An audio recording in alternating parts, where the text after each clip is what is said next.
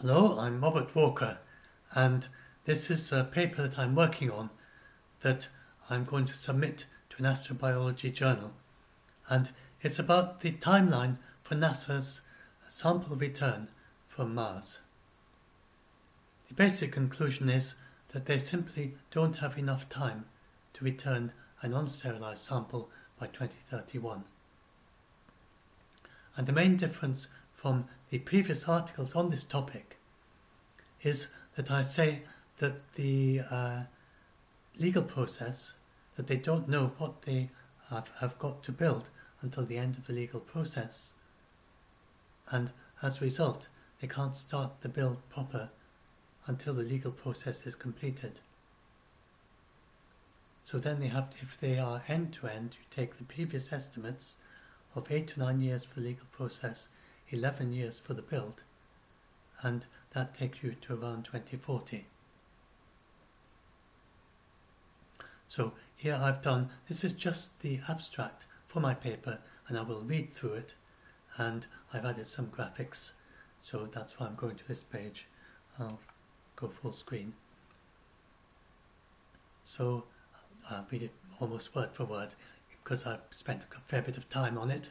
So NASA plans to return a sample from Mars by 2031. But in 2021, they have not started the legal process or the build for the sample receiving facility.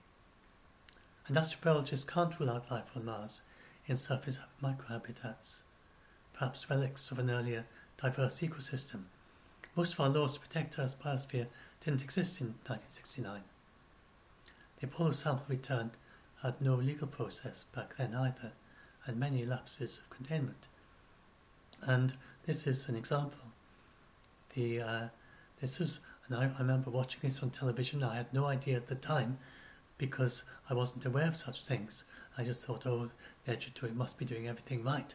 But when you look at it now, and with the eye of some awareness of planetary protection, then the lunar dust was so fine, it was suspended in the air, and it smelled like gunpowder. Very, very fine dust. And this wasn't it actually, they vented the air on the way down, descent down through the atmosphere. And then, as you see, the diver just opened the door of the capsule, and the air, well, actually it's the crew opened the door from the inside, I think, and then the diver is throwing their biological, their garments to protect, they're supposed to help contain any pathogens from the moon.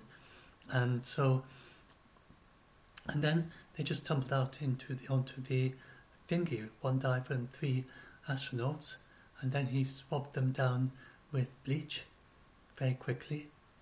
Then they were lifted up into a helicopter, just a pilot in the helicopter, and then they walked with a kind of honor guard of 2 rows of Marines, and they walked down the middle between them to the quarantine unit. I mean, after all that, there was no protection of the Earth's biosphere. I mean, not really. And what's more, the NASA knew that at the time. The only reason they were able to do this, I can see this is not going to be just the abstract, still never mind. So the only way that NASA could do that was because they set up an interagency group of several different agencies, but they set them up in such a way, and after a lot of discussion, eventually they managed to persuade the other agencies to agree, that their role was to comment on whatever NASA's plans were, but the plans could only be changed by a unanimous decision amongst all the agencies. As a result, if NASA didn't agree with the decision to change NASA's plans, then the plans weren't changed. So when NASA put this forward as their plan, and their first plan was to lift it out of the sea on a crane, but various experiments showed that's very difficult to do, and they were worried about the carrier. The carrier of they're not easy to control, and they were worried that they would just run down the capsule, and they were worried that if they lifted the capsule out from the sea, they would bang against the side of the ship as well. So they were seriously concerned for the health of the astronauts. So, I mean, it's understandable that they made this decision. But it shows how in a situation like that, if NASA can make an executive decision to just ignore planetary protection, then you're not really protecting Earth. And so that was one of the big lessons from Apollo, that NASA gave themselves the right to make executive decisions to just drop the planetary protection. And another example of that is that if this is a situation that we will still meet today. So if NASA contains a sample with quarantine, then they're going to have to give themselves the executive decision bound to that if a technician gets is sick, gets a heart attack, say, maybe nothing to do with the sample that has contaminated them, then they won't leave them in the quarantine facility to die. They will immediately remove them to a hospital. And that was the plan for the Apollo astronauts as well. So in that case, and if they came down with, if they were, there's some things that could happen if you did have a Martian pathogen. You could have something like Legionnaire's disease that attacks your lungs. And you could be breathless and problems with oxygen, you need a ventilator. They wouldn't leave them to die. They would take them out and put them on a ventilator. So in that situation, even if they knew it was caused by something in the sample, they would still do that. And unless they would absolutely prove that it won't, prove that it would be such a serious risk. And then how can you prove that? So that is what. So if you look at that, then a quarantine does nothing to protect. And especially so when you look at some of the other issues that come up with quarantine, which is that how do you protect? This has never been looked at in the planetary protection literature. What do you do if you have a symptomless super spreader in quarantine? And a lifelong symptomless super spreader like Typhoid Mary, a symptomless carrier of a Martian pathogen. There's no way that quarantine based on symptoms is going to prevent a pathogen, it's an isolated pathogen of a symptomless carrier. And not only that, there are other things. So this is so human focused, but there's so many other creatures in our biosphere, and quarantine is not going to do anything to protect against other creatures that may be harmed by something that is harmless to humans. And then if you go even further to something like a mirror life, and that's one of the examples that I've got down here. And I'm going to explain, this is the example of mirror life. And so normal life, then life as reflected in the mirror. And normal life can't eat mirror organics, everything flipped. And so if we return mirror life from Mars, how do you keep that out with a quarantine? How can you prevent mirror life from getting into Earth with the quarantine of a technician who's been contaminated by mirror life? So anyway, the main thing behind all this is that as a result of the way they did it with Apollo, whatever NASA proposes will be under intense scrutiny. They're not just going to rubber stamp because NASA did it. NASA says to do it. And that's why I said at the beginning that the build can't be started until the end of the legal process. And so NASA, I don't know if I've got that, no I haven't got that picture here, but NASA have a requirement, let's bring up my article. And here we go. And then I'll go and look at this requirement of, so where do we go? So those are all things about quarantine. Let's go and look. So that's the state of, I'll talk about the filters in a bit. Now, what was I going to talk about? The costs. and NASA's, here we are. So go down a little bit. NASA's procedural requirements. Here we go. And if we look at NASA's procedural requirements, this is why they do it. You see how they, you've got the concept, and if you get up here and cost to change the design direction, then it reaches 50 to 100 times the cost if you have to change it towards the end of your build. So if NASA starts the build and what they are designing is something that is going to have human beings handling the samples, and then if halfway through the legal process they get told there's a legal requirement that quarantine doesn't work and they've got to use a telerobotic facility, basically it would cost less to just demolish what you built so far and start again if it was as radical a change as that, and the whole thing has to be changed. So that's why NASA just can't start the legal process, can't start the build until they know what they have to build. And then, so another example that I give here, and this is an example that I was very surprised to find out in doing this research that most people don't seem to,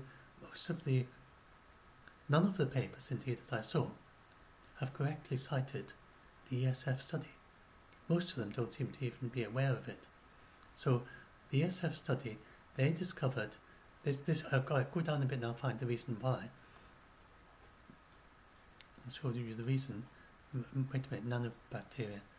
Oh, I've got the reason over there. Let me just be a minute. I'll bring that up. I'll bring that up here. Right.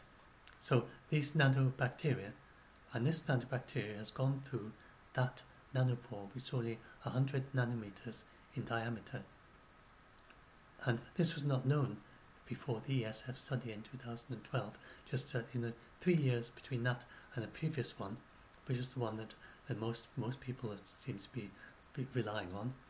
Then they discovered that these nanobacteria, when they're in starvation mode, if they're in very nutrient poor settings, and of course that is a very likely situation for life from Mars, then it can go through 100 nanometer diameter nanopore. And so the actual requirements here are that a probability release of a single unsterilized particle of 0.05 microns is not acceptable under any circumstances. And we don't have filters that can do that. And this has been misquoted. The Eurocarries design quotes this as 1 in a million chance of 0.1 microns, and presumably didn't read to the end, or I don't know, typo. Hard to understand how they made that mistake, but they did. Someone at some point made that, and obviously nobody ever checked it. And so there we are. They say 0.1 microns, when that should be 0.01 microns for 1 in a million chance. It should also be a 1 in a million chance per for a single particle for the entire lifetime of the facility at 0.01 microns. And they added per particle. Now, if we look at what our actual technology is, remember you can't release it at all at 0.05 microns. So where have we gone? There we are. So this is a filter that can filter out a single COVID-19 virus in a droplet so small it only contains a single virus. So that would be good enough for this 0.05 micron requirement, except that this filter, first of all, is not available commercially. It is an experimental filter, 6 filters, 6 layers in a lab, and it only filters out 88%. 12 in every 100 of the particles that meet the filter will get through. This is nowhere near the ESF requirements. So this means that whatever NASA proposes, the technology for it doesn't exist yet. So that is assuming, now we don't know that, of course, that this will be a legal requirement, but it certainly will be looked at, the ESF study from 2012, and they recommend in that study periodic review. It could even be a much stricter requirement than this. It was a 5-fold reduction in just 3 years. They didn't think it would increase on that. However, the reduction is based on ribosomes, which it was based on. First of all, there are two strands of argument there for that 0.05 microns limit. First was the starvation mode nanobacteria, and then the second reason is that they calculated that this is the minimum size that a terrestrial life could get because of the huge size of the ribosomes, which are used to convert messenger RNA into proteins. Now the problem with this is that we don't know that Martian life uses ribosomes. It might use the far smaller ribozymes, especially if it's an early form of life. Now, I'm not quite sure why the SF study didn't consider this, but perhaps it was just that there wasn't so much research as there is now into the topic. It certainly was around by then. The actual study goes back to 1999, the panel 4, and they actually cite this very same study, the 1999 panel, but they only cite the section of this panel about terrestrial life.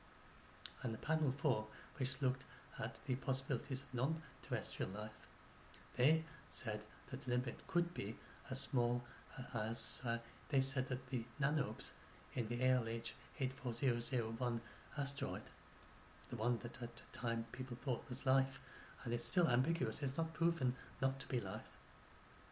They calculated that these features here, if they were cells, they were possible as RNA world cells with compacted genome and with just a few genes. And they worked out that there were enough for this to be a life form. So and then we've had experiments since then in synthetic biology and in attempts to and into early life. And it's entirely possible that a review of the literature since 2012 will decide that the limit should be 0.01 microns or 10 nanometers. And the requirement could then be that a particle of 10 nanometers or larger can't be released under any circumstances. That's not impossible. Now, it could be even worse than that though, because if you go to the mirror life, so if I go back to this, so that's why I'll explain that in a minute. So if I go back to, where is it, mirror life? So if you go back to mirror life, then as I explained in the abstract, the synthetic biologists who are, they've actually, and I've got an example of something they actually have created. They haven't created mirror life yet, but they have created Hachimoji Dna. And that's an 8-base system. It's got 8 bases instead of 4 nucleobases. So this is actually not theoretical, this is a real form of life. It's a synthetic life form that can replicate, and the 8 bases are inheritable, and they were able to encode an aptamer, which is a form of RNA enzyme that is able to turn spinach fluorescent green. So this does exist, synthetic biology. So synthetic biologists, they have had to think about what happens if synthetic life escapes from the laboratory. And many synthetic biologists are of the view that the levels of assurance of a biosafety laboratory are not nearly high enough, because you do get leaks from biosafety laboratories, of course. Even usually human error, failures of equipment, things like that. With Apollo, then they had failures of the sample handling gloves, and they had lots of problems with that just before the Apollo returned, and then after it returned, then there were cuts in the gloves, and a whole lot of technicians, I think it was 11 or something, had to be quarantined. So that would be an example where this wasn't supposed to happen. So you will get off-nominal events. You can expect that. It's not surprising. And mistakes in the design and so on. And so if you want to have absolute assurance, then you need something better than a biosafety laboratory. So the synthetic biologists, the way they do that is they make sure their synthetic life is not able to replicate outside the laboratory by making it dependent on chemicals that they provide for it. And it can only reproduce if it's given the right chemicals, which are not available in the wild. And this is how they plan to protect, to keep the Earth safe as they gradually develop mirror life. So they have a plan to flip bit by bit different bits of a cell. They can't, sadly, we don't have a fifth dimension or fourth dimension of space that we can just flip it over in. If only we could, or maybe it's a good thing we don't. But they instead will flip bits of the cell bit by bit, and they think in a few years to decades or something they will eventually be able to make synthetic life. They can see the steps to get there, but they don't know how long it will take. And so this will definitely need to be protected, done carefully. Well, the thing is, we don't know why there isn't mirror life on Earth. We just no idea. There are various theories, but nobody knows. So why might there be mirror life on Mars? And the answer is nobody knows. If you ask astrobiologists to their design instruments to look for life in situ on Mars, they don't design them only to look for life like ours. They design them to look for any form of life. So you get people sometimes saying that life on Mars has to be the same as life on Earth, and they talk about rocks transferring life from Mars to Earth, so therefore the life's the same. But if you look at the astrobiologists designing the instruments, they don't say that. They don't say it has to be the same. Indeed, it's quite hard for life to be transferred from Mars to Earth. The best habitats, so I do talk about that down here somewhere. Here we go. Oh no, I don't.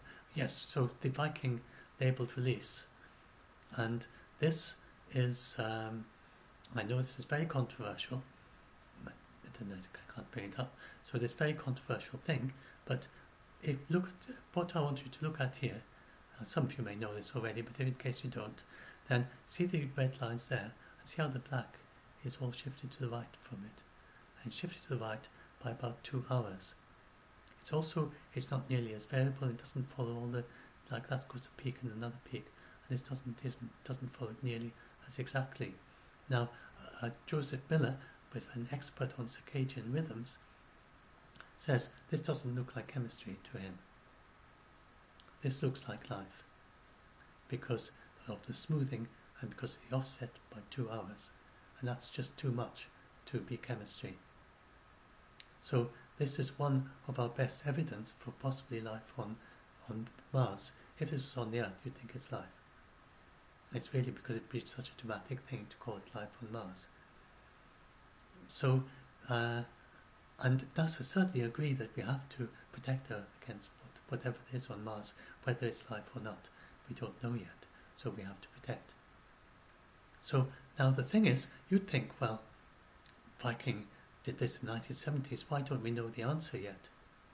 And the answer is that the astrobiologists have been saying, especially Gilbert Levin and people who are sympathetic to his ideas, and they keep saying, why don't we do another experiment like this? The Viking mission was confused by the perchlorates. So why not send a mission which we didn't know were there? Now we know they're there, so we could study it and find out what was really going on and find out if it was chemistry or life. That experiment has not been done, and there's no plan to do that experiment. It's basically geologists that run the missions to Mars, and their idea is always about habitability and not actually looking for life. And even now, Perseverance, looking at past life, the astrobiologists don't expect this mission to decide the question of whether there's life on Mars. They wouldn't design it like this. If you look at what the mission planners have planned for Mars, then their plan is to return something that looks like the Martian meteorites we already have. and they permit contamination of the sample container, these sample tubes. They are permitted 1 nanogram per gram of DNA, for instance, or and also 1 nanogram per gram of amino acids. It's permitted to have that much of them. It is permitted to have a 1 in 1,000 chance of a viable spore or viable terrestrial microbe in every sample, which means there's a small but not zero chance of a terrestrial microbe in one of the samples. And this means that it's almost impossible, it's going to be very difficult to prove if you get life, if there is life there, if they detect life, if they detect DNA, if they detect amino acids, if they detect anything, one of the big molecules of life. Because the thing is, we have these super sensitive instruments. One of the instruments that astrobiologists want to send to Mars, the AstroBioNibbler, can detect a single amino acid in a gram.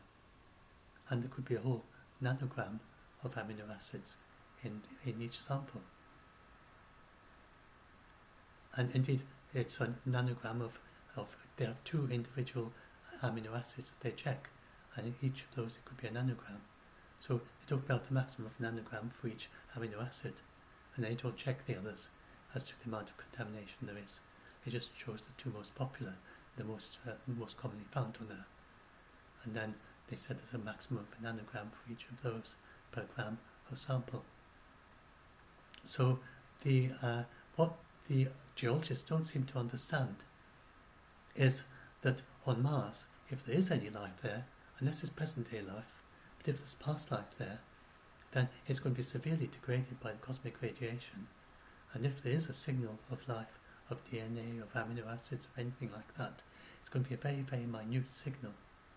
And they seem to think that astrobiologists just want another copy of the Martian meteorites they already have, and they just want to know where they came from exactly on Mars, because that's how geologists think.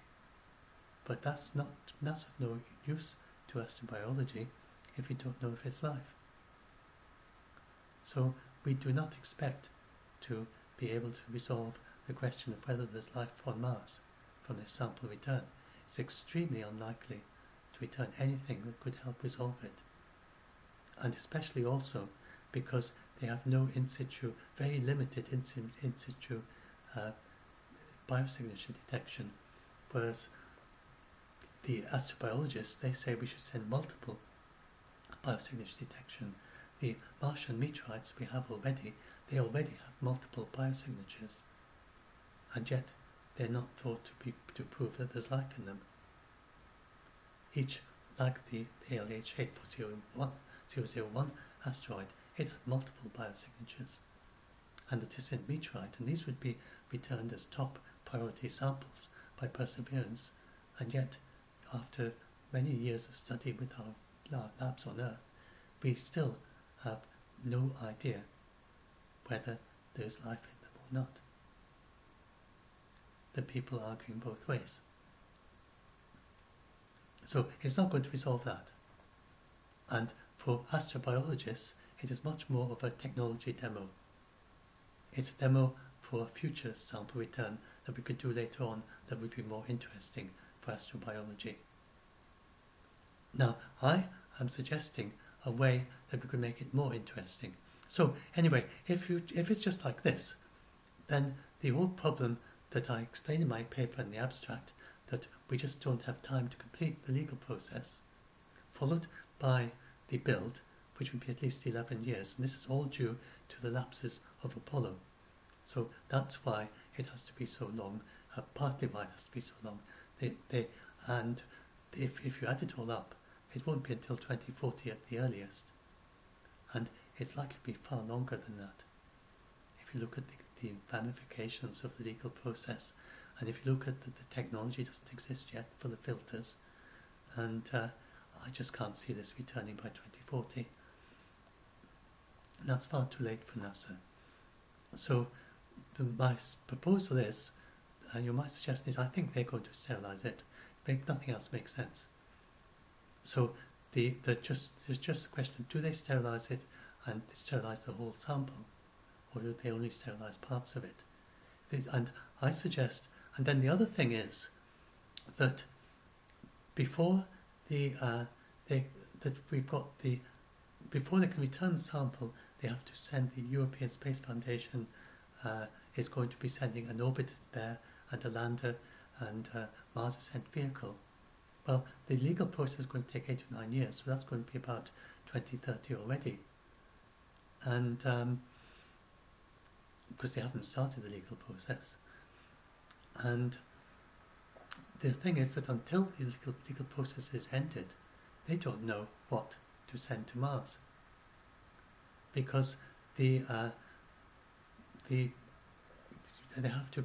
planetary protection is immediately involved in, they've got to design, they've got to break the chain of containment if they do return all the way to Earth. So the current plan is the Mars ascent vehicle sends it to the orbiter transfers it to an Earth entry vehicle, which then goes from Mars all the way to Earth and just has got an aeroshell and is captured into the Earth's atmosphere.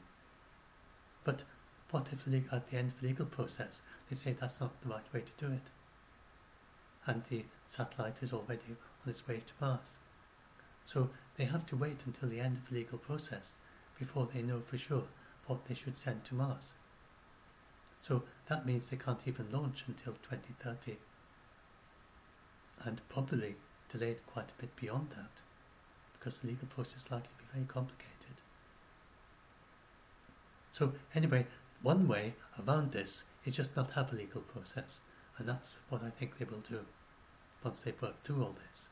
And the only thing is whether they do it now, or whether they go through the legal process and try to do it the other way, and then they find halfway through that they can't do it. That's my conclusion from this paper. So the one way they could do it, if they decide to sterilize it, and this is my suggestion of using a nanoscale X-ray emitter. Because the people talk generally, when people talk about sterilizing a sample from Mars, then they would talk about a gamma ray, and a gamma ray emitter, which is basically a radioactive compound, and then you put that next to the sample and leave it for long enough, and then that will sterilize it.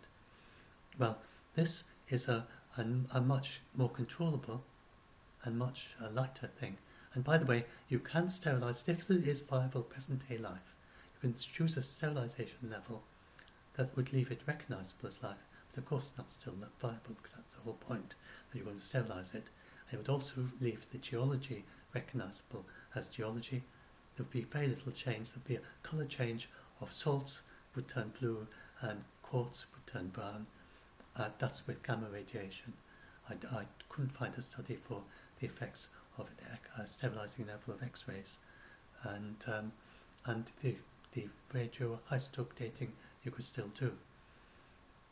Well, I suggest and X-rays, of course, are tunable to whatever frequency you want them to be, and so you could choose whatever is the best for sterilizing, and so I suggest that we should use these nanoscale X-ray emitters. This is it's all enclosed like that because it's meant for doing dental work. But you just have a nanoscale emitter that would you get involved. You somehow design that into the sample return capsule. You would have to get through the walls of the tubes, but I think hopefully that's possible. And that might be a way to sterilize it on the journey back from Mars to Earth. The 6-month journey, and by the time you got back here, it would be sterile. As long as it's still functioning, you'd be biased away from Earth, of course, but then you check that you have sterilized properly. Then you could just do the re-entry with the aeroshell, and what you re-enter with is a sterilized sample. So that might be perhaps the simplest way to do this. One simple way to do it that would not have much mass, and this is very low power consumption. And it could be powered by solar arrays. Now, if there is life in the sample, though, if there's present-day life, it'd be a great shame to sterilize it. So, and also, I've worked out a way that there could be there's I've got to think about the crater counts. I don't want this to be too long. I don't want to talk about that. So the crater counts, that's I worked out that there's a very high if you look, and Perseverance can go much faster than Curiosity, and there's likely to be a crater that is really very young and newly excavated, about 16 to 32 meters in diameter, and that would excavate to 4 to 9 meters depth, and that would be a great way of getting hold of some pristine early organics if it has been deposited there. It's like it's doing the digging for you. So I actually came up with some figures like that, and let's see, I did a little graph here which might be useful. So let's see if I can find a bit about craters.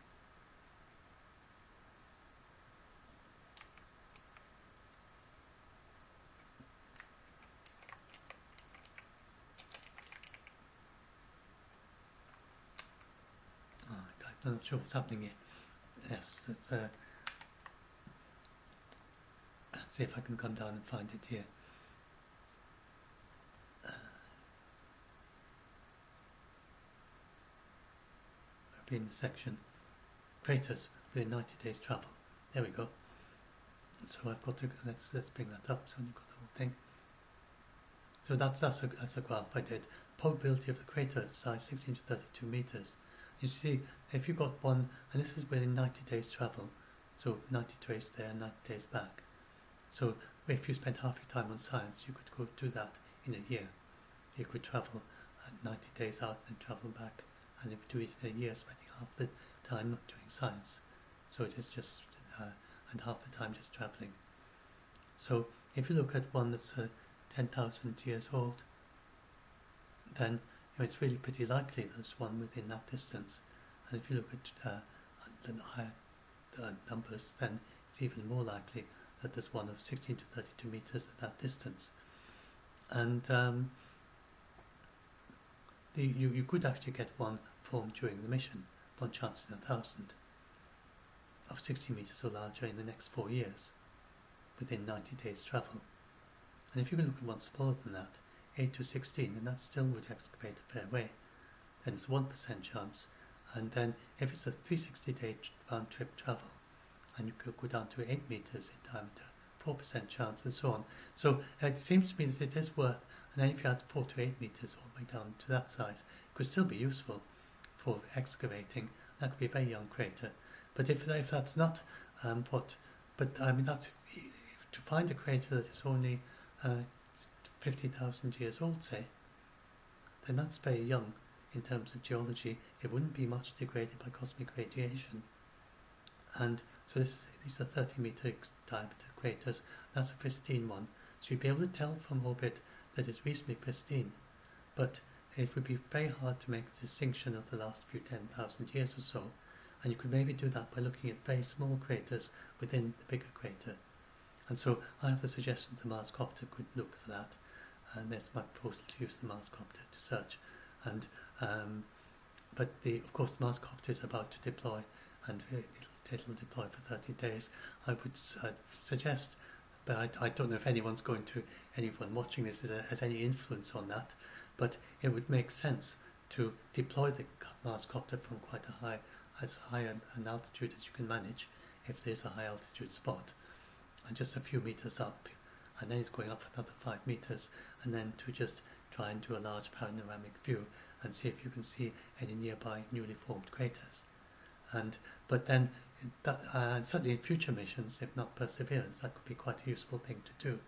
And then Perseverance, it could go up onto high elevations and look down and below, and because especially since it's going out and back over and over, then it could look out for these young craters as well, and then try and visit one on the way back and try and get an early, because the reason being that the astrobiologists, then any organics on the surface is going to be very quickly degraded with cosmic radiation.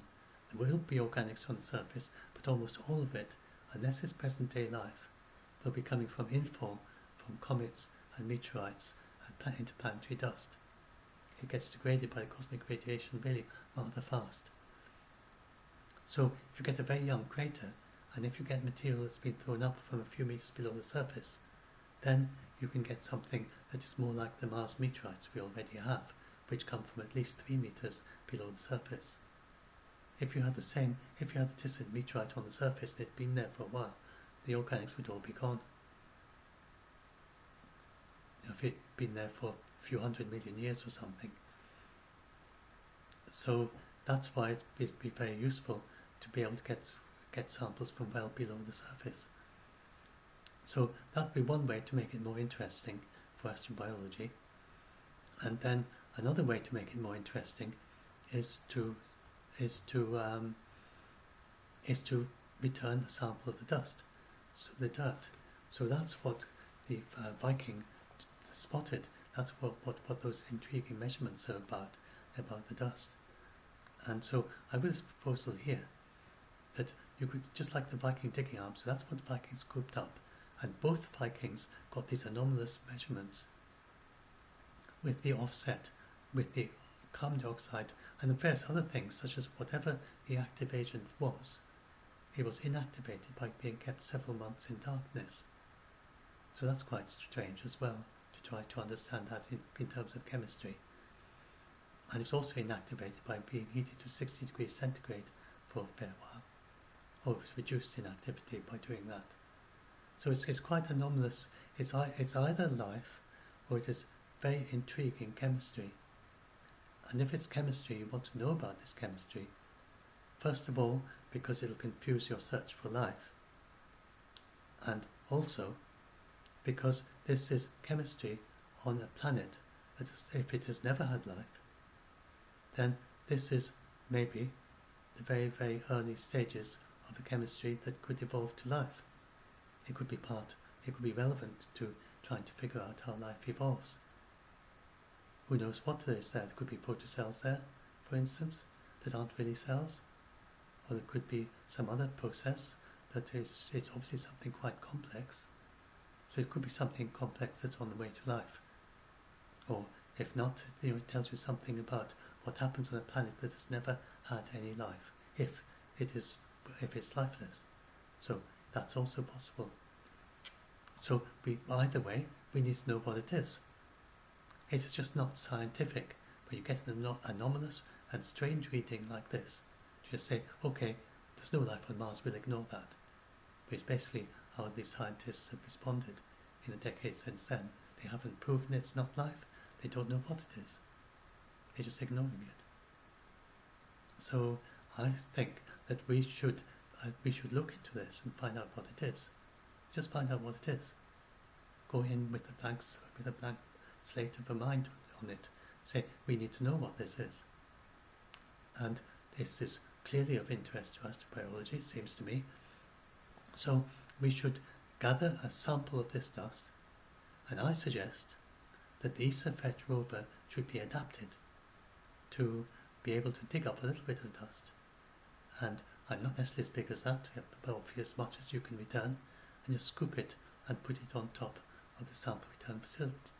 It doesn't need to be, these tubes are all sealed, so you could just pour it on top, or you could put a plate on top, and then that on top of that. And unfortunately, of course, it is not going to be pristine because of this forward contamination issue I mentioned, but this will be of, it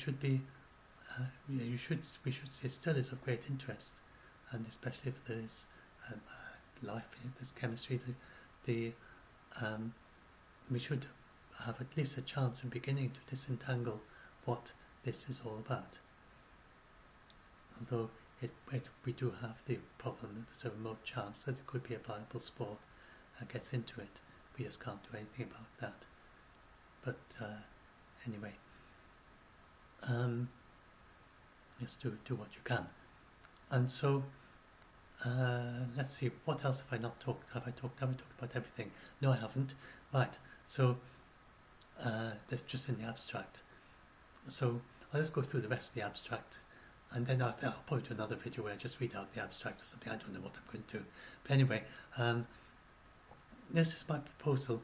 If there is life in the sample,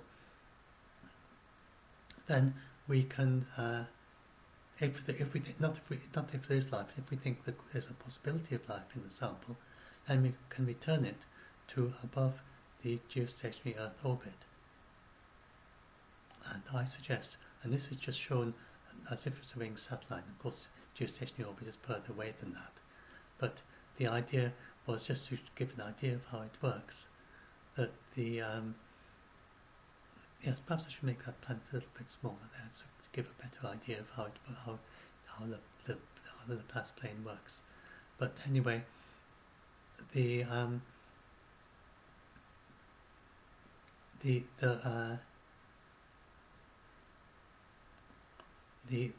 Laplace plane is an angle that is actually in the equatorial plane on the Earth's surface, or just about, and it curves up, and curves up as it goes out. And I think it curves down the other way. Yes, it's just tilted, but it's tilted more the further out you are. And if you return a sample, if you have a satellite in the Laplace plane, then even if you get an explosion of the satellite, none of it would end up in the equatorial orbit, as long as you release it, as long as it's quite a long way above equatorial. It's a very interesting dynamic situation where even light things that are blown around with sunlight, still they're continually pushed back as they go around. So it's a very stable situation to return a satellite to. It could almost have been designed for containment. So you'll get these elliptical orbits, but not one that go, and also they're constrained in how much the ellipticity changes, so they can't go all the way down to the Earth's surface. And so that seems to me to be an excellent place to return a sample to a satellite in the Laplace plane above the geostationary Earth orbit, well above it, perhaps 50,000 kilometers away or something like that. People do talk about low Earth orbit is no good because you have to keep things in there with active control, or else eventually they fall down to Earth. That's just not acceptable. And the Moon, then actually that is a planetary protection requirement, that you can't return something to the Moon. That for the time being, because the Moon could become a place where there are lots of human beings in the not so far distant future. So we want to be careful that it is not contaminated with anything from Mars or anywhere else. So short of actually changing that rule, but that's the rule that I think Coastpower rule or something like that. It's a planetary protection rule that you don't that you can't contaminate the Moon or the Earth. And so short of changing that, and anyway, it's also far more convenient. It's really not easy to send big instruments all the way to the Moon, but we can send very big things to geostationary Earth orbit, and this will just be a little way above it in terms of delta V. So that's where I suggest we return it to, and then I suggest that once it's there, that we immediately sterilize part of the sample and return that to Earth. I'm sure we can devise a way of doing that, where the spacecraft that goes up to collect the sample would sterilize it and sterilize itself at the same time to break any possibility of connection to Earth. So the geology, there's no delay at all for the geology. And then we can look at the samples on Earth, we can do preliminary studies in orbit, and then if we discover mirror life, and we might discover that, so we look at the sample on Earth, the sterilized sample, and we find mirror DNA in it. Take that as an example. Then we would know that what we have returned above geostationary Earth orbit, we have to have extreme care with that. And in that situation, I think most people would decide that we simply can't return it to Earth. And then, on the other hand, we might find some very early feeble form of life before Darwinian evolution, transformable cells, and we might just decide, and we can do some experiments and show that any terrestrial life just destroys it. In a situation like that, we might say, well, we don't need to take any precautions. And then perhaps there'd be situations in between the two. Now, we have to be careful. If we find familiar life in a sample, we can't deduce from that that it is safe to return it to Earth. So first of all, suppose we found Crocodiliopsis or something like that. Suppose we found a blue-green algae in the sample. And then it might look very much like a terrestrial life, but it might have involved lots of new capabilities on Mars in a very unusual, very different environment, such as being very resistant to UV, such as being some metabolism involving perchlorates, some being able to withstand maybe very cold temperatures. There could be all sorts of capabilities that is developed in those very unusual situations. And so you would have to think, what will the effect be? And it won't be very obvious. Crocodiliopsis has loads and loads of different metabolic pathways already. It can grow in complete darkness, 100 meters below the sea floor, for instance, even though it's a blue-green algae.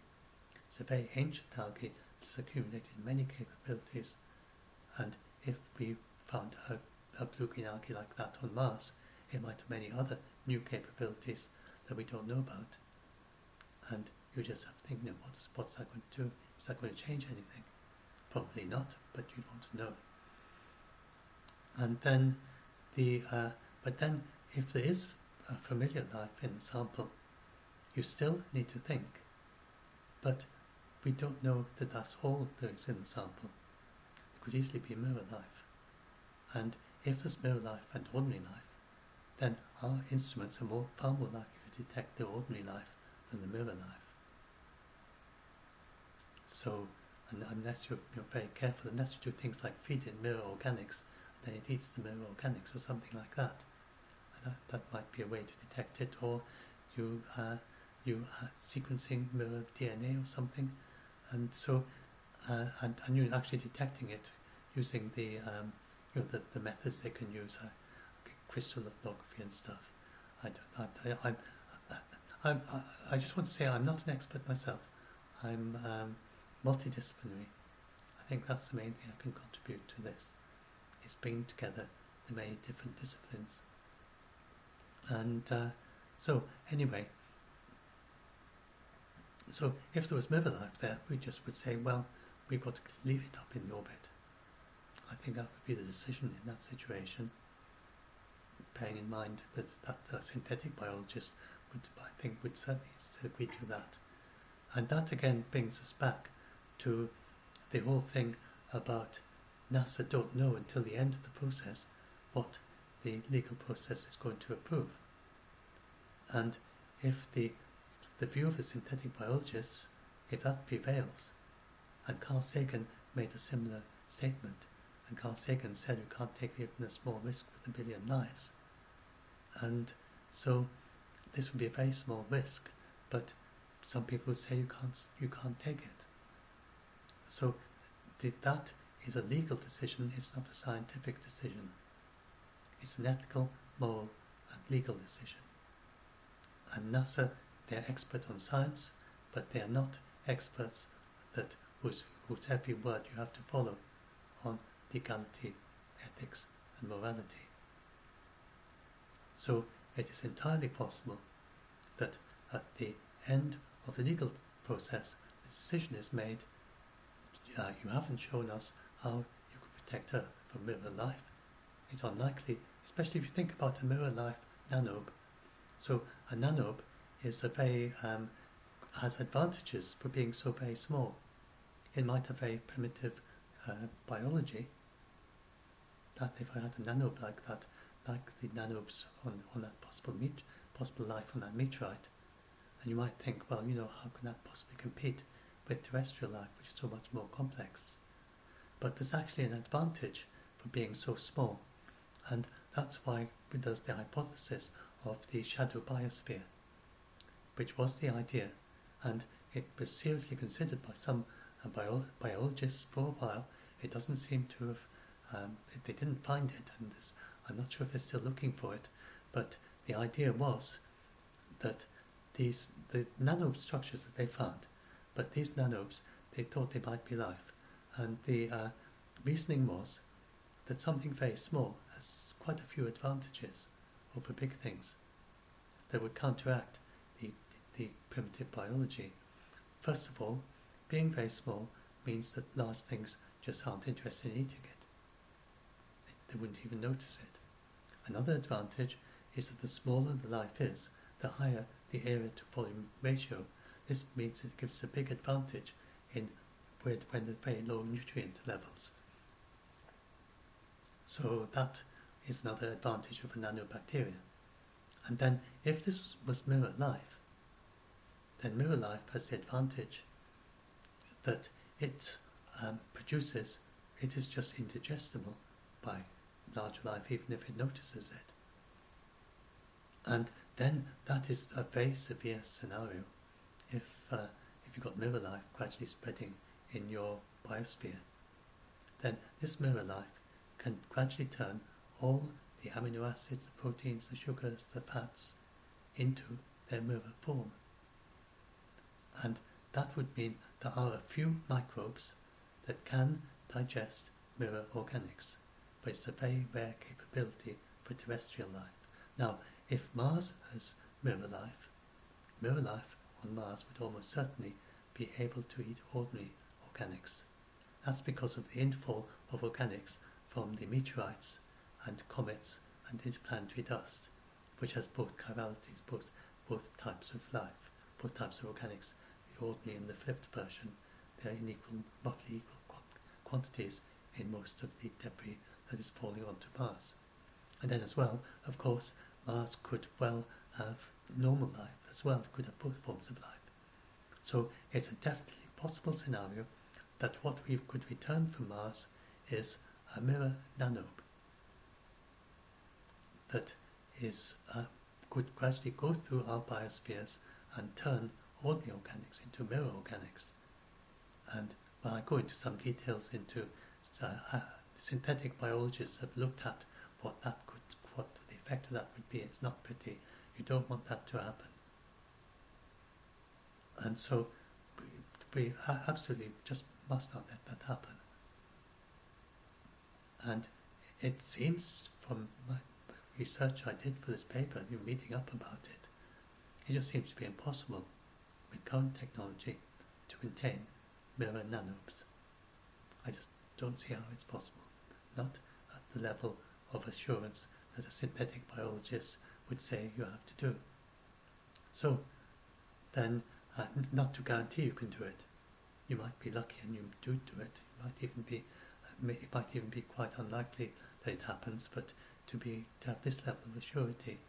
But I think it would be I don't think we have the technology to contain a 0.1, a 0.01 or 10 nanometer diameter mirror life nanobe.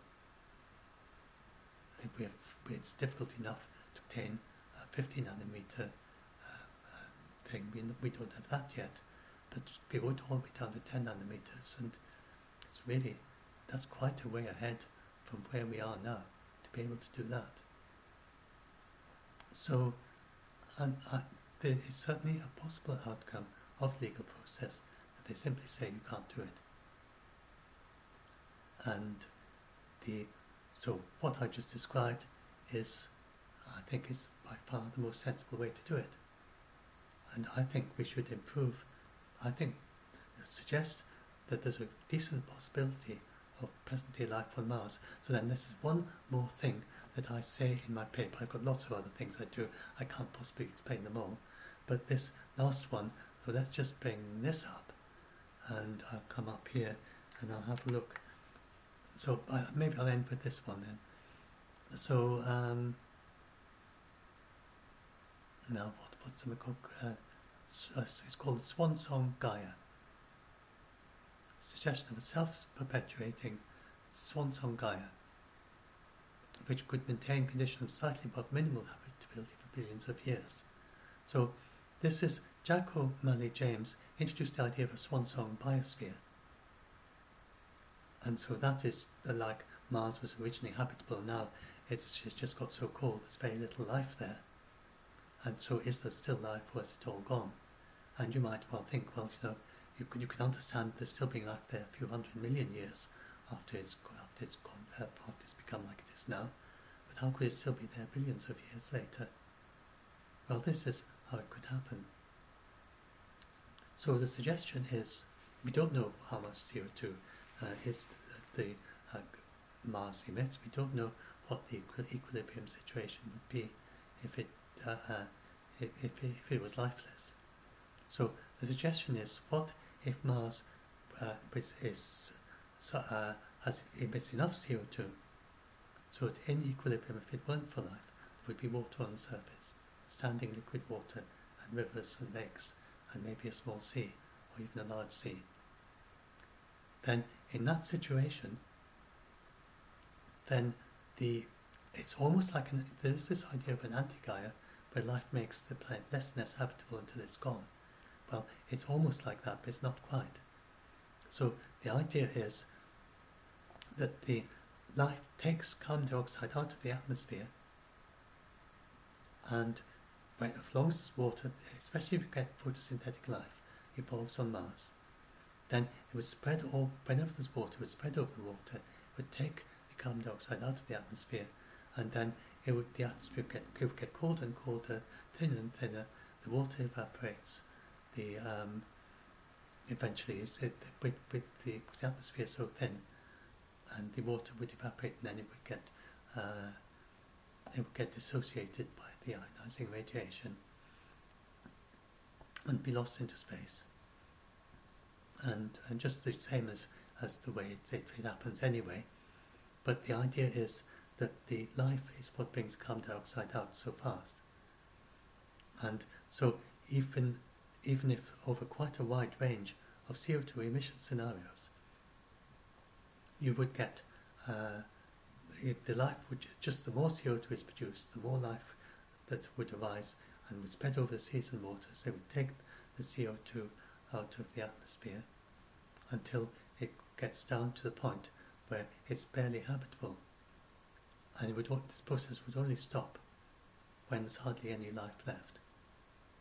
And so it would bring the atmosphere down to close to the triple point of water, which is precisely what we find on Mars. So life would be constantly, whenever it got just a little bit warmer, a little bit more CO2, then life would start spreading, and it would take the carbon dioxide out again. And this would be a very strong feedback process. And so this has been, the idea itself is not new of abiotic. So I found this idea in the literature. I thought of the idea first, I didn't get it from the literature. And then having thought of this idea, then I went and looked in the literature and said, has anyone thought of this? And I found abiotic photosynthesis in the literature. And all I've really done is cross the A off the abiotic to make it biotic photosynthesis. And that would be a stronger effect. And so the effect of this would be, so this abiotic photosynthesis has been suggested as a way to explain why the atmosphere of Mars is so close to the triple point of water. I'm just suggesting, what if it's biotic photosynthesis that does that? And so that then leads to the idea of a Swansong Gaia. In other words, the planet is kept perpetually in a swansong state of almost uninhabitable. And it's kept like that on and on and on into the future. And so it's a feedback process, it's a homeostasis, it's a feedback that maintains it constantly in that state. I looked at another possible feedback there as well, but this is the most obvious one. And so that's the idea. So if that is right, then if this argument is reasonably, and it seems like you could almost work it out from first principles without knowing about Mars. So you could imagine someone way back, early 20th century could have thought of this perhaps, and then predicted, of course that didn't happen, and then predicted that the atmosphere would be close to the triple point of water, and then if they'd done that, then this would have been seen as verifying their hypothesis. But of course it's not. That's not the way it's happened, so this is an ad hoc thing at the moment.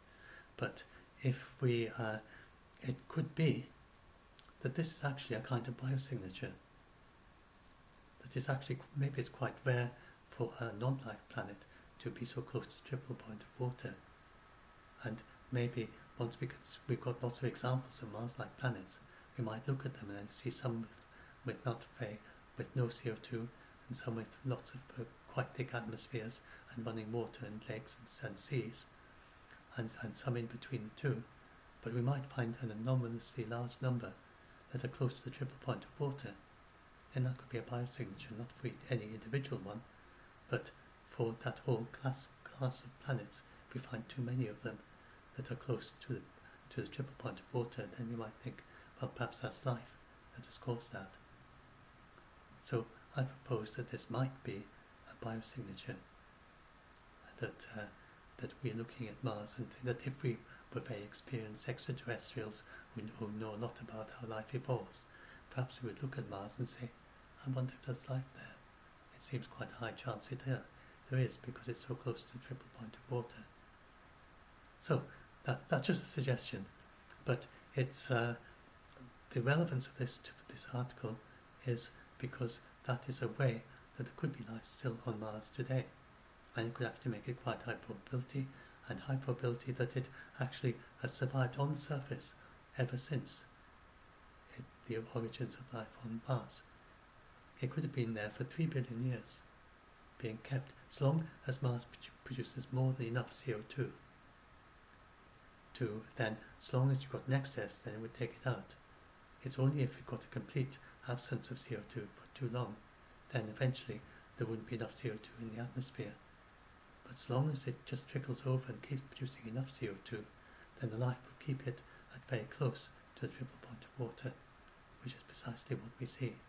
And you get little surges when there's a bit more water, but then it would soon start spreading and it would take it out again. So anyway, that's the hypothesis, and it seems to me it must be at least a possibility, because we've got this research already suggesting the possibility of abiotic photosynthesis. I just crossed the A off it. So that's the suggestion there. Right, anything else I haven't talked about? And then maybe I'll wrap this up. I mean, there's so many things. I just want to talk about the abstract because I don't want to talk about everything. It would just take too long to talk about all the other things I've got. But I have got a list of what's new. Let's just, of some of the things that are new here. Let's probably talk, let's just talk about that. Just a minute. What's new in this article? So, there's the bit about the quarantine. I've already talked about the symptomless, asymptomatic carriers, and then various other things. I've talked about that. Some of the worst case scenarios. So I talked about mirror life, so I've talked a bit about that. And the idea they have to know what they have to build before they start the build process. The bit about triple point of water, I've explained that. And the Laplace ring plane, so I talked about that. Sterilizing with X-rays. Actually, it's perhaps not so surprising because I just wrote this fairly recently, so I seem to have brought up most of these things. And the sample receiving facility. And I think I've talked about all these things. And the idea of using a Mars copter, I don't think that's a coincidence. I think that's just because I had it on my mind because I've just written this recently. But then, oh yes, this I haven't really explained, so let's just talk about that. So this suggests that, so I'll just talk about this and then finish it. So there's a possibility, so this is, I've already explained, so it's implicit in what I just said. There is a possibility that Mars has life there that can never be permitted to make contact with Earth's biosphere. and that would be the example of it's a worst case scenario for anyone who wants to do human colonization of Mars. But it's not impossible. If there is mirror life on Mars, then then we simply can never land humans there and return them to Earth. If you go to Mars, then you're there to stay. Because unless it's very unusual mirror life that can never get into, that a human being can somehow be cleaned of it before the return journey, it seems quite unlikely, or maybe with some very advanced technology. So that's an example. And there are other examples. There could be, I haven't talked really about the diseases, possibility of pathogens of humans, but that's a possibility. Because basically, if it is alien life, then we could be basically immunocompromised. For instance, the broad spectrum of antibiotics, which are the first layer of defense in our skin and epithelium, might do nothing to alien biology. And then the white blood cells, then they might just not recognize it. They might treat it as being just like no more reaction to it than to clean nanoplastics and microplastics. And microplastics up to 10 microns in diameter, if they're clean, can access all human organs. We are essentially porous up to 10 microns. So once you start thinking like that, then it's not necessarily the case, and there are many opportunistic pathogens of humans. And so everyone have heard, and things that just produce toxins, like tetanus or botulism. And then you have Legionnaire's disease, which is a pathogen of biofilms, which is not adapted to humans, and it infects the human lungs in the same way that it infects a biofilm. And then you have fungi, and there's one of the actual, there's an opportunistic pattern of humans which has caused problems with people needing transplants, which is one of the best candidates for living on Mars, for the very low pressure there. I would have to just look, shall I just look that up? It's down there. So let's just bring that up, because people, so that means we actually know of a pathogen that is one of our best candidates for living on Mars, for life that could live on Mars. Which section is that in?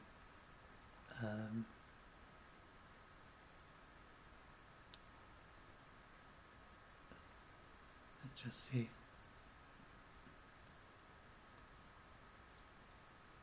It might be just this one. Accidental toxins. Where is it again? That's probably Legionella. Yeah, there we are. No, that's one of them. Yes, S. liquifaciens. That's one of the. That's one of the best able to go in Mars simulation conditions of low atmospheric pressure and CO2 atmosphere and low temperature. It's found in soil, water, plants and animals. It's motile, and it's an opportunistic human pathogen. It causes a wide range of different problems: eye infections, urinary tract infections, bloodstream infections, abscesses, septic arthritis, fatal meningoencephalitis. It's led to deaths of a few children in Ghana and US recipients of blood contaminated by it. So that's an example. It's not adapted to humans, and it's not even like Legionnaire's disease. It's a very mixed bag thing. And so, and this is with a terrestrial life. But if we are essentially immunocompromised relative to Martian life, you can see there could well be a situation where it's just not safe to send humans to Mars.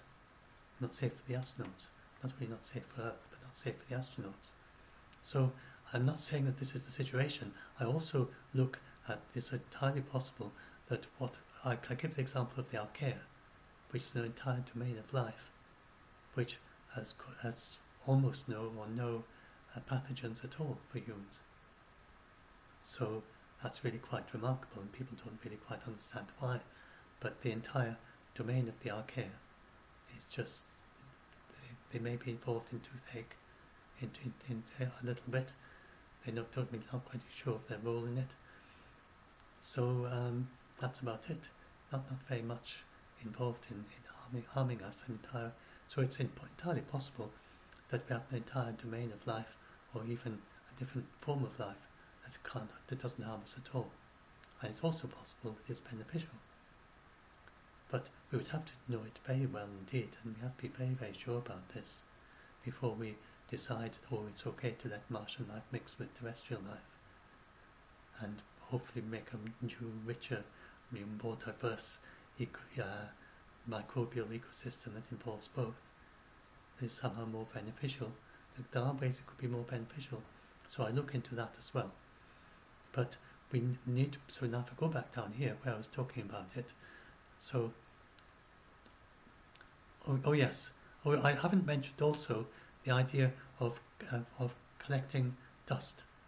So the vertical sample tubes, they'd be very good for collecting dust.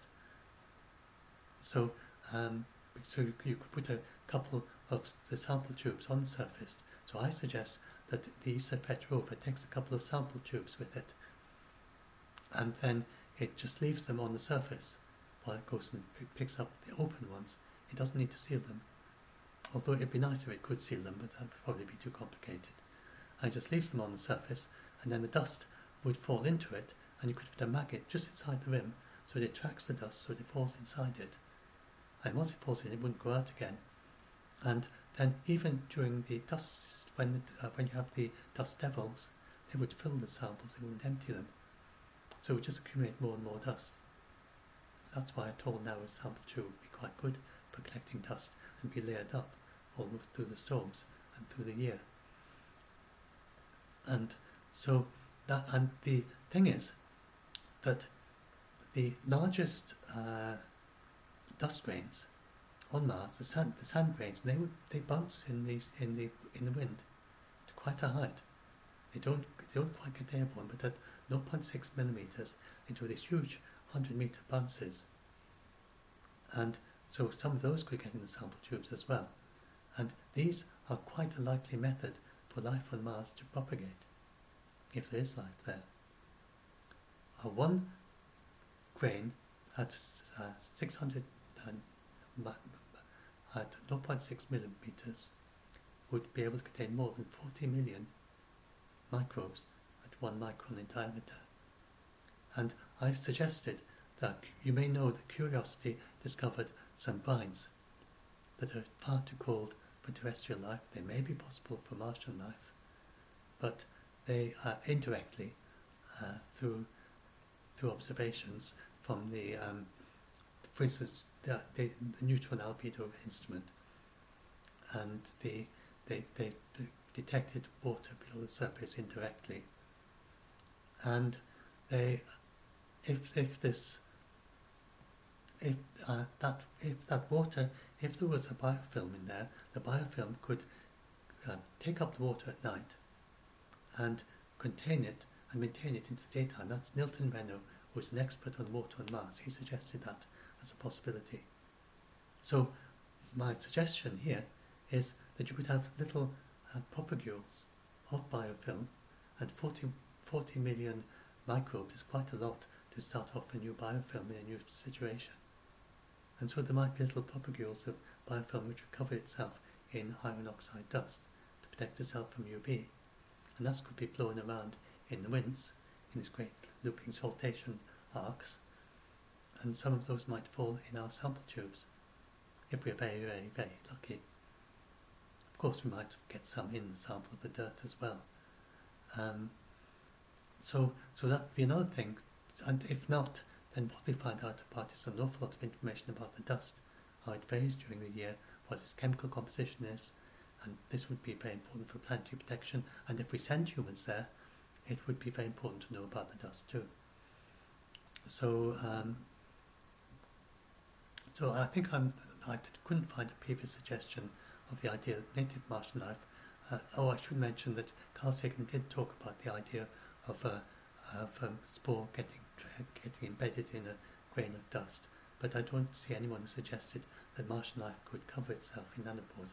He was talking about forward contamination from Earth, but native Martian life could cover itself in nanoparticles of iron oxides.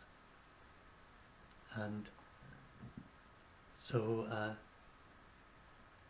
yes, so that's, I think I've talked about just about everything here. So there are many other things I could talk about, but all the what's new things that I decided I had to pick on some things to pick up on and suggest.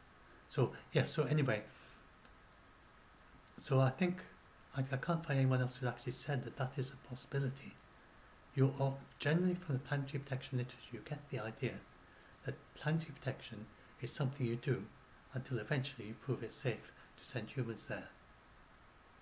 And that, I think, is probably modelled on the history of the moon, where we just have the experience, the only place we've ever done it. It was safe for humans. So they're just assuming that, well, I'm not saying they don't actually make that a specific assumption, they don't explicitly make it clear that it's possible that Mars might be different from the moon, and that as we find out more, and in the case of the moon, then Carl Sagan had proved theoretically that if those organics below the surface of the moon, and there could be organics at the depth below which organics could be preserved from cosmic radiation, was just the right temperature for liquid water, and that basically was the only basis for thinking there could possibly be life on the moon, and why they had to take all these precautions, and they had no idea how mobile the dust was. And at the time of the Apollo 11 landing, it was possible that there could be microbes in the dust that could have somehow got to the surface from a deep subsurface liquid water layer with organics with life. So, but there was no detection of liquid water. In the case of Mars, we got detection of liquid water, and we got the intriguing Viking experiments as well. And so it's much more likely than for the moon. We've got than just before the moon landings. So it's a very different situation. It is a decided possibility that things go differently with Mars, that we do find life there, and then if there is life there, it is definitely possible that the life on Mars is not safe for humans. It may not be safe for humans to land there ever. It may not be safe to return. It may be safe to land there, but not safe to return to Earth. So we need to bear in mind that this is, and for human colonization, it's a worst case scenario, but in some ways it's very good for colonization, because if you've got something as interesting as that, then it would motivate a huge amount of colonization to, not of the Mars surface, but in orbit around it, using colonizing the moons, Phobos and Deimos, and using them to make habitats as well. And the Mars is not necessarily the most interesting place for humans in the solar system. To start with, the moon is the obvious place, and you can do things like you can make spacecraft on the moon and maintain them with the very hard vacuum, the very low vacuum, and direct deposition of electronics without needing to make a vacuum chamber. So there's quite a lot of good reasons for actually being on the moon, and my book Case for Moon First goes into loads and loads of interesting reasons why the moon is a really, really good place for if you want to send humans. And of course it's the first place from Earth. And another thing people don't really bear in mind, but before you can go out as far as Mars, you have to be able to spend a couple of years in a spacecraft with no supply from Earth. If you can do that on the moon, then it hugely reduces the cost of exploring the moon. If you can just send some astronauts up to the moon, just don't need to resupply them at all, and then 2 years later they come back having done 2 years of exploration of the moon. then that would be a very low-cost mission. And then if people start thinking about that, then they have these plans to go all the way out to Mars and back again. And yet they might look at what I just described and say, that doesn't seem very practical. Well, if you can go to Mars and back, you can certainly do that. So that, I don't think personally that we're going to have the capability to send humans to Mars until probably the 2040s. I would be surprised if it's before the 2040s, before we actually have humans in orbit around Mars. And that is what Chris Hadfield said, a former Canadian astronaut and former commander of the ISS. And he thinks it's going to be another generation before we can be sending humans to Mars. He says that we could do it if the world and the moon were both for some reason going to be destroyed, which is not possible. But he's just making a fun remark. If they were all totally at risk and there was nothing, we couldn't survive on the Earth or the moon, then, and if it was our last chance, then we could get a spacecraft together to go to Mars, and we might all die, but there would be a chance of getting there basically, and then the chance of surviving there would be near zero really. It would be very desperate. So the Mars is not a natural place to colonize really. It looks very habitable, but it's not nearly as good as it seems to be from the Earth-like appearance. So the future where we have humans on the moon, and then humans in orbit around Mars, exploring it by telepresence, and then eventually humans in the Jupiter system. It's not Europa, it's not a good place for humans because of all the ionizing radiation. It would be Callisto. You don't get many people talk about Callisto unless you happen to be well up on human colonization. But Callisto is outside the radiation belts, ionizing radiation belts of Jupiter. And it's got ice and it's got organics, and it would probably have, it would have meteorites and things falling into it. And it would be a pretty perfect place because it's protected also from solar storms, and it's really the best place in the Jupiter system. And then anyway, so there are many things we can do by way of colonization. I don't want to go on about that. That's not what this article is about. But I do have a little bit of a discussion of that. And so, but the whole point is that I think human colonization enthusiasts and the astrobiologists and the scientists, they're in this together, and they really, we all want to know about whether there's life on Mars, and whether it's safe for humans, whether it's safe for Earth. And the faster we learn, we find out about this, the better, the wiser decisions we can make. It is not sensible to go in blind when we have never encountered extraterrestrial life before. If there is extraterrestrial life on Mars, it'll be the very first time we've encountered biology that's different from terrestrial biology. We have no previous experience to go by there. And we just need to bear in mind that it's not like anything we've done. People talk about searching for microbes on Earth. It's not the same. We have no possibility on Earth that we don't have the risk of finding mirror life nanobes. If there was mirror life on Earth, it's spread everywhere already in it, and it doesn't seem to be here. And in Mars there could be. And I just want to say as well about the meteorites sent from Mars to Earth. Then people say, oh, that life has been spread back and forth over and over. We don't know that any life has been spread from Mars to Earth. It could be that, for instance, Charles Cockle did this study of photosynthetic life, and he found that the photosynthetic life that he looked at couldn't survive transfer from Mars to Earth because of the shock of ejecting from Mars. Also, there's the re-entry into Earth's atmosphere, and he again did an experiment putting some life on a re-entry capsule, and again it didn't survive. So the heat, the fireball of re-entry would penetrate right into the rocks if there's life near the surface. So it's not easy for life to get from Mars to Earth. And then the rocks that we have, they all come from more than 3 feet, more than 3 meters below the surface. That's about more than about 10 feet or more below the surface of Mars, in the high southern uplands, where there's very little atmosphere. And you can understand that, because when there's very little atmosphere, then it's easy to knock rocks off into space. And they have candid craters for some of them. And so these rocks have come from the area on Mars where it's least likely to have life. Very high up in the mountains, and high uplands, and very thin atmosphere, and from 3 meters below the surface, 10 feet or so below the surface, or more. And you can show theoretically that that's where it would be thrown up from.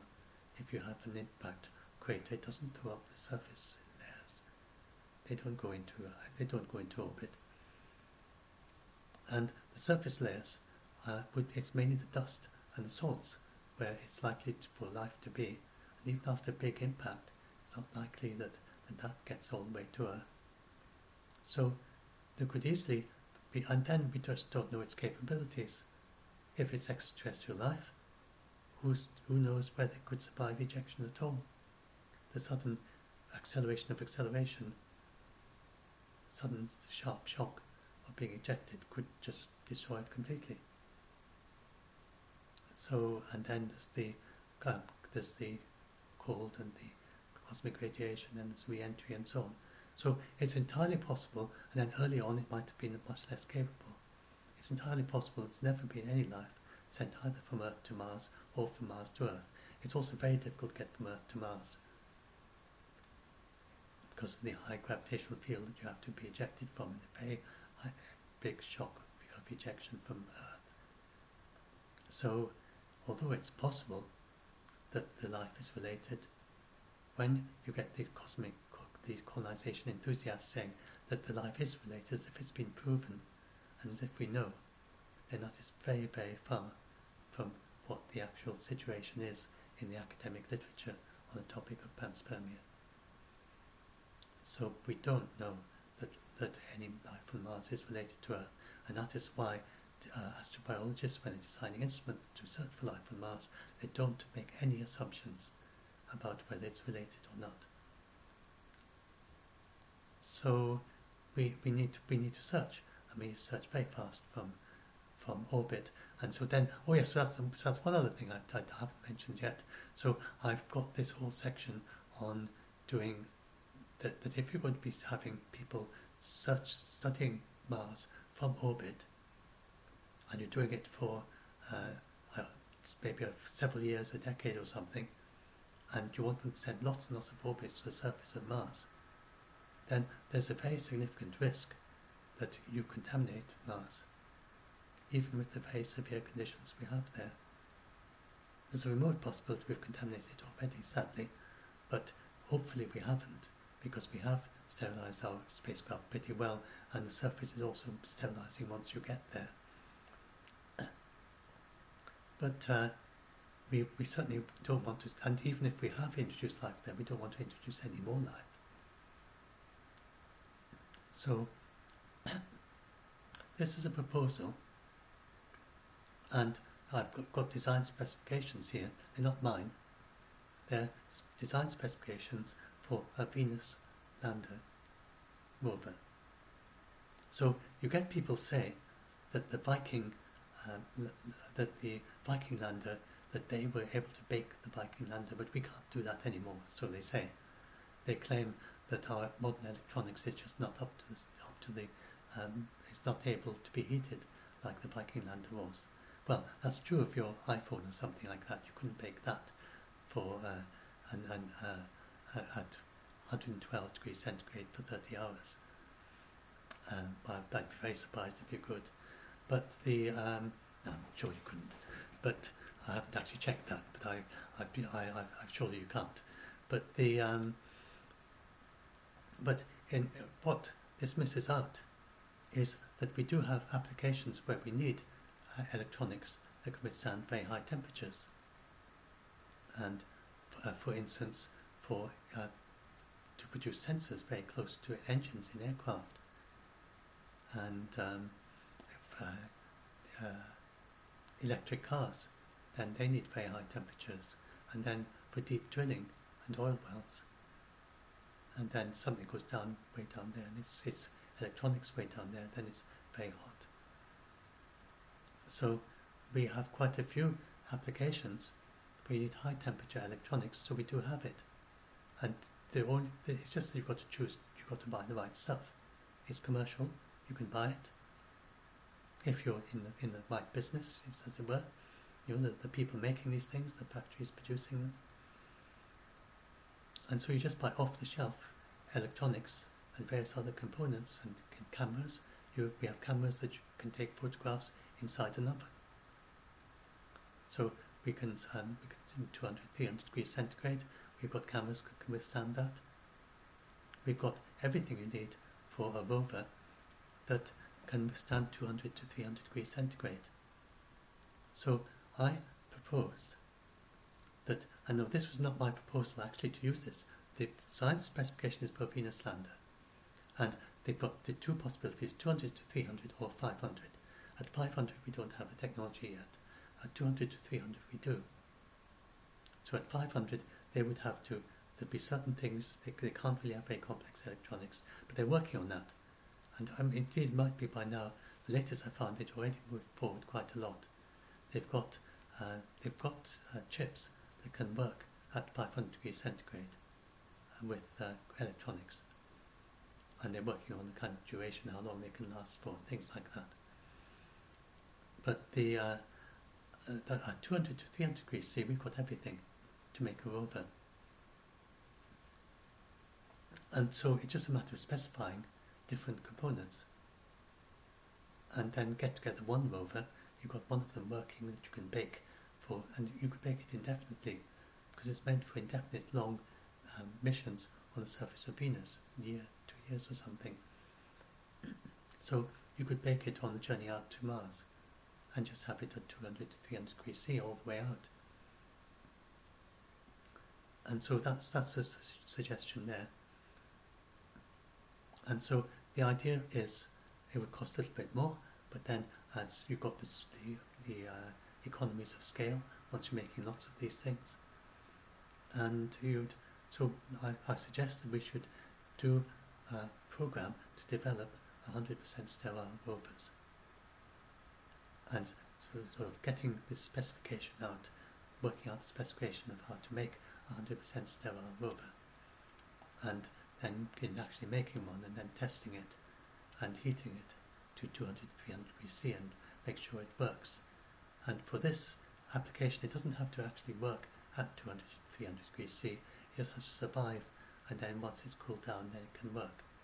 There would be problems with this, particularly if you need to supply, for instance, organics for something like the Viking labeled release. So you need to think about how you're going to do that, because the organics wouldn't survive being heated. But if you need 200 degrees, 300 degrees centigrade, then you can totally sterilize it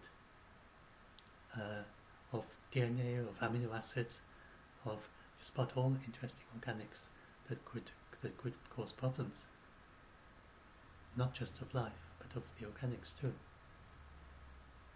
So that's my suggestion, that we should be focusing on doing things properly. And we don't need to rush and say we've got to finish this before the humans get there. I don't think that's the right attitude and the right way to do our exploration. Whatever we have on Mars is like the heritage, it's like an heirloom, a very precious heirloom for the human species. And we have no idea what's there. And what's there could be damaging to Earth. It could be the other way. It could be that we have the only example available to us of a terrestrial planet without life. In that situation, that's a precious heirloom as well. If we contaminate it with Earth life, we can never, after that, study a planet that's got no life on it. we just won't be able to do that. We'd be able to try and figure out from looking at deposits on Mars what it was like before it was contaminated. But we could never study it in actual real time, and never see the processes actually going on now as to whatever they were before we contaminated it.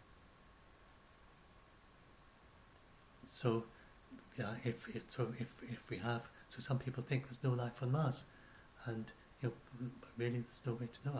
I kind of think it's 50-50 really, whether there's life there or isn't. But that is just based on not being able to, just based on that if you don't know, and there's no way of deciding, then you might as well assume it's 50-50 as anything. It seems as good a guess as any. There seems no particular reason to favour either life or non-life. So I'm inclined to just say 50-50.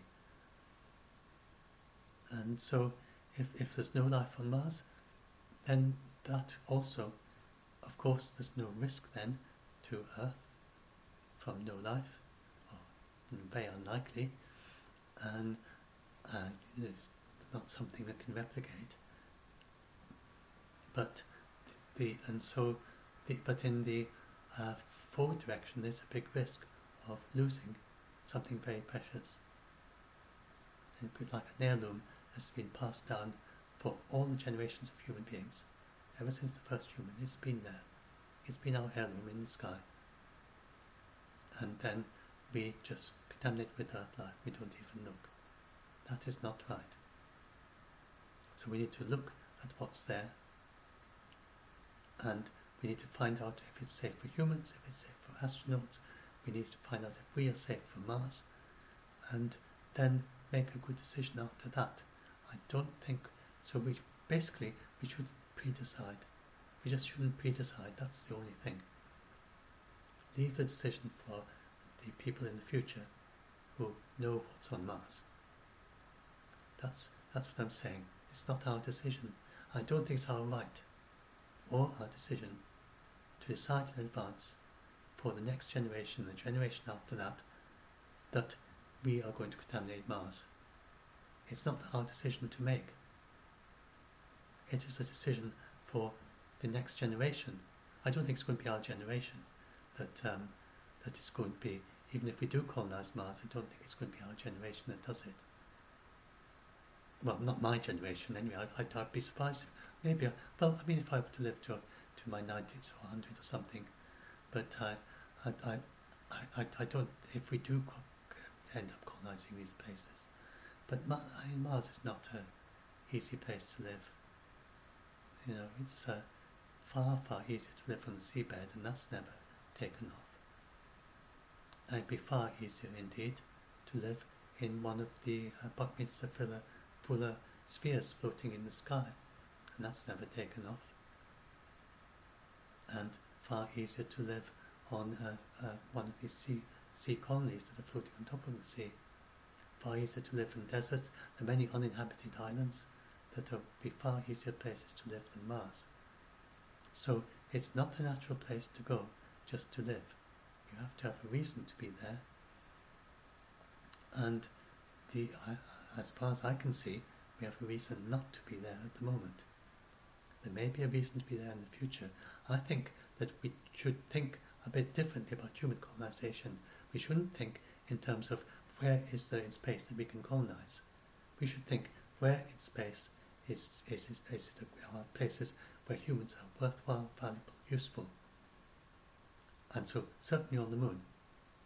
For the Earth, you're useful for the Earth, useful for us. It's okay to go in space and to be useful for us. But not just to go in space just to colonize. That, I don't think that's a sensible way to do space exploration. And that then can involve settlement, it can involve colonization.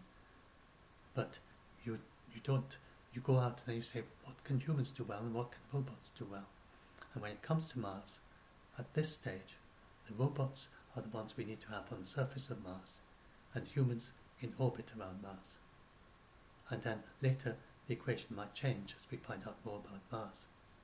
But I think send humans where they're needed, where they are a great benefit, the low latency, controlling from orbit around Mars, then humans are of great value there.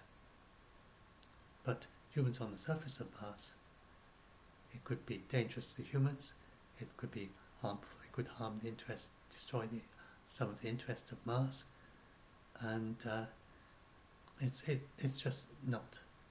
It's not for, and it could also, it's making a decision for all future time. That if we introduce terrestrial life to Mars, assuming there are habitats there, and there's quite a lot of evidence there may be habitats for terrestrial life there, then just as they talk about the Anthropocene on Earth, then there'll be the Anthropocene on Mars. And that will start from when we introduce life irreversibly to Mars.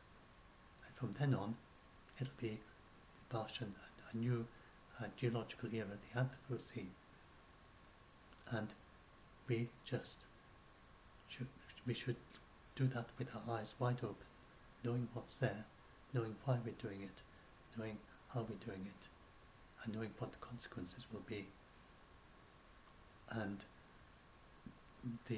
it's certainly within the scope of what our future generation might decide, as they might decide that they want to keep Mars free of humans and terrestrial life. Either it might be it's just not safe because of mirror life, and they're forced to do that, and they might decide it because they've got other interests from us, and for them Mars is of great interest and value as even a no-life planet, and then they're maybe living in settlements in the asteroid belt or whatever,